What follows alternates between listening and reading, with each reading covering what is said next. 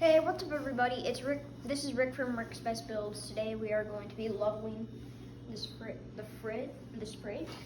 and this freezer because they are not level. So to show it, I'm gonna take the level, put it up top, and that's not in the center. It's up here. We don't want that. We want it to be more middle, like so. So I'm going to use this piece of wood to show. So I'll put this here. Because at the end, it's going to be perfectly level.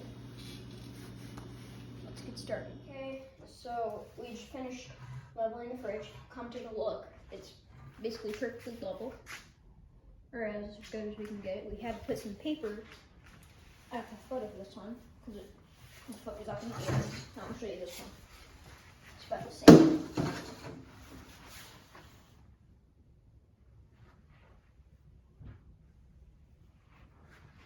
And if this video helped you, please remember to like, comment, and subscribe, and post a picture of your leveled fridge or freezer down in the comments below.